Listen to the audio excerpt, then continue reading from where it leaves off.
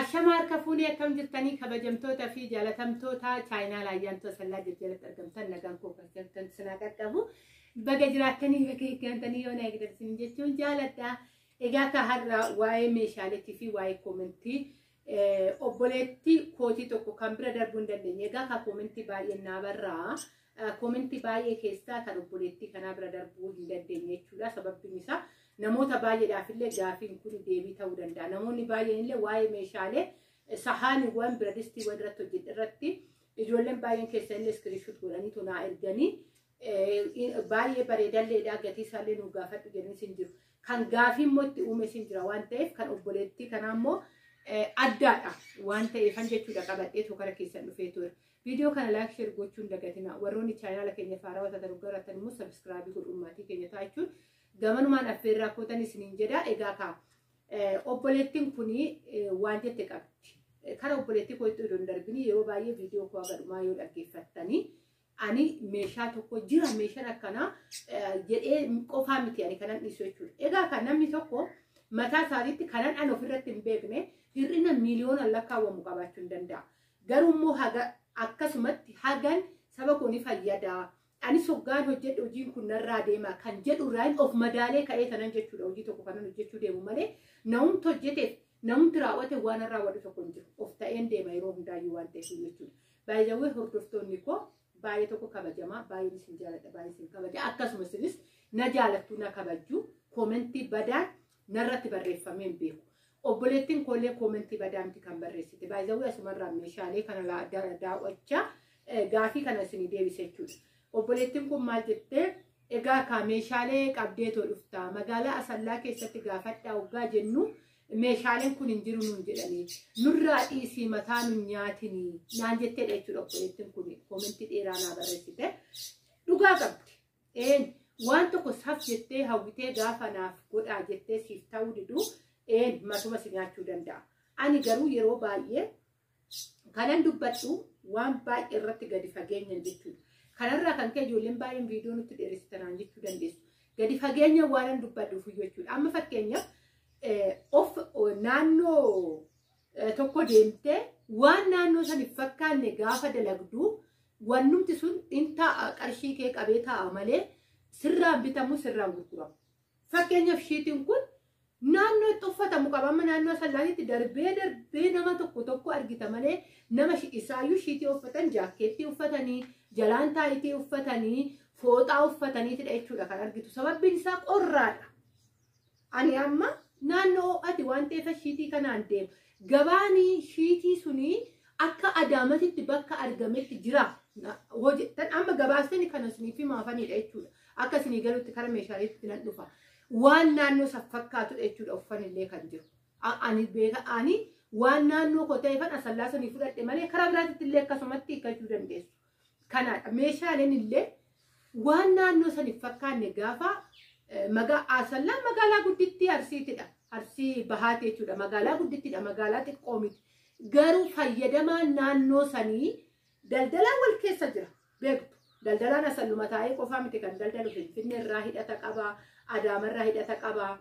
Naannoowwan Oromiyaa keessa bakka adda addaatti hidhata qaba daldalaan tokko jechuudha yeroo baay'ee.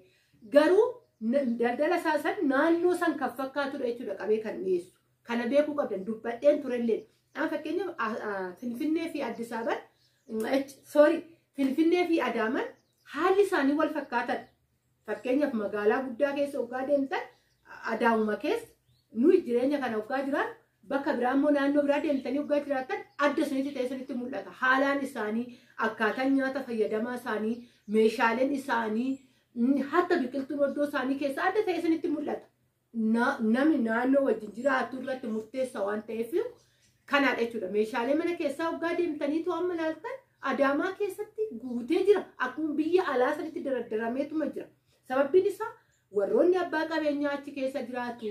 Namoonni gurguddaa ta'an sirriitti magaalaa guddaa magaalaa qarqara akka keenyaa kana ilaalina. Magaalaa guddaa keessa amma fakkeenyaaf naannoon zabanyaan qof akkanumatti karra ofii bananii makiinan karra keessa buluudha jechuudha Adaamaa. Adaamaa bakka gurguddaa keessa deemtanii olaaltan isin hundi dinqisiifattan Finfinnee irraa waan adda ta'e isinitti fakkaatee mul'atu yeroo baay'ee jechuudha. Kan eeggamu kan ala isaatirra caammaa kee kaawwattee deemuu hin dandeenye Adaamaa keessa hin jira. warroonni akkasii sun fayyadaman waan ta'eef tolchee beeka daldalaan tokko meeshaalee isa fakkaatu galchi wantoota isa fakkaatu suppermaarkeettii amma Adaamaa keessa fi karaa Asallaatti hoggaa deemne suppermaarkeettiin haga sanii guddachuu dhabuu danda'a. Fayyadamaatu jira. Kanaafuyyuu karaa tokko bichaatti maa ofiin fakkeenyaaf ati obboleettiin kunis haa ta'u namni biraas haa ta'u meeshaa kana ta'uutee qabeenya qabaatte taanaan dirqama koo ati Asallaatti kan bitattu san namu Asallaatti deemee si gaafate san tiraanispoortii baaste tiraanispoortiin Adaamaa fi Asallaa jidduutti haga kanaa miti. Xiqqoo hojii ofii dhiisanii too deemurraa yoo ta'e alatti jechuudha. Baastee naabis jechuun dandeessi erga barbaaddee erga humna qabaatte jechuudha. Of hin daangessina. Asallaa fi Adaamaan garaagarummaan qabu.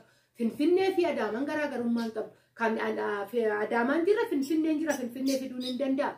Kan immoo karaa biraan jirre naannoo biraatti irratti dhufuu hin danda'amu. Ofii isheetii ofirratti shoora guddaa taphachuu hin dandeessa siin jechuu koodha. Karuma gabaabatiin dirqama naannuma keessan itti miti kan argamu. Oromiyaa guutuun keetidha bakka barbaadde fichisiifachuu dandeessa. Afaan kee dubbachaa jirra.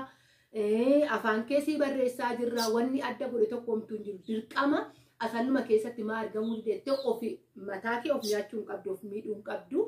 Namoota biraatiif illee deebiin taa jedheedha jechuudha. Kanan kana irratti dubbachaa too jiru meeshaalee tariitii ani Asallaa keessa deemee ilaallee meeshaalee mukaa garuu laalee jira. Meeshaalee mukaa ni hojjetama Asallaa keessatti garuu kanaa miti. Kanaa miti waliif fakkaatu jechuudha. Ni jira laalee jira. Sababbiin isaa ijoollee yeroo baay'ee yeroo keessattuu yeroo jalqabaat irratti ijoollee Asallaadha jechuudha. Baay'inaan kan meeshaalee mukaa hojjisiifachuudhaaf tattaafatanii too nagaafachaa turanis waan ta'eef Asallaa irratti istiraateejii kuteechisee achiinillee hojjisiisan jedhee yaadee laalee jira. Meeshaalee mukaa kanaafis sun tokko miti. Kana maalinni isa isaan amma fakkeenyaaf Asallaa miti karaa biraatu darbee eessa Adaamarraa hin fe'aa jira jechuudha. Haala kanaan fayyadamuu ni dandeessu. Dirqama immoo ayyaantuu qofarraa ni miti ijoolleen keenya Oromoon guutee jira. Kan sooshaal miidiyaa kanarratti argaman kallattii saniin abbaa barbaadan biraa bitachuu dandeessan. Asirratti immoo waan jechuu qabu ijoollee biraatirraa meeshaa xalabattanii gatii makiinaa meeshaa biraa deemtanii nama biraa deemtanii gaafatina. Gaariin ta'u. Shaggaan ta'u maaliif maamilli kiyyaa hookaan akkan ani itti walitti dhiyaadhanii gatii gannaa buusuu danda'a. Hookaan immoo abbaan sun maamila isaa akka itti walitti dhiyaatan abbaan sun gadi buusuu danda'a. Gatii makiinaan jedhe yeroo baay'ee ijoolleen gatii makiinaa meeshaalee karaa biraatuma xalabatanii gatii makiinaa nama gaafatu hin jiru. Yeroo 10 ol quunnamee jira wanta akkanaa kun. Ani waan irraa beeku tokko hin qabu jedheen ofirraa deemsa sabbiin isaa. Abbaa isa wajjin akkatti waliigalee abbaatu beeka malee kuni maalinni sababa isaatiin oduu jedhama. Oduun immoo gaarii miti. Kan isa caalu gatiitti baastee meeshaa kee bittee jirta. Gatii tiraanispoortii immoo nama biraatirraa hin hubadha jettee olii gaddeemu gaariin ta'u. Siif gaariin taane abbaa saniif miti jechuudha.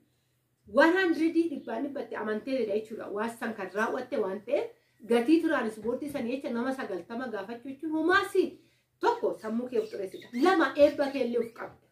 Shaggaan ta'u jechuudha. Kanaafuyyuu haga kana walitti dadhabdanii kaatanii gatii makiinati jecha nama kaan gaafachuun barbaachisaa miti isin jechuun jaaladha. Kanaadha. Egaa kaas keessatti wanti isin miidhee jiraate ta'ee ijaaf qalbii keessanirraa naambisaa hedduun isin jaaladha hedduun isin kabajaa egaa kaan asirratti waan gorsaatii fi waan itti fayyadamaa jedhuun alatti tuttuqqaa biraa hin qabu hagan of beekutti jechuudha. Tarii immoo isin waan irraa beektan hoo jiraattan naa barreessuu dandeessu baay'een isin jaaladha baay'ee isin kabaja kanan jedhu olitti bakka jirti nagaa naataa baay'ee.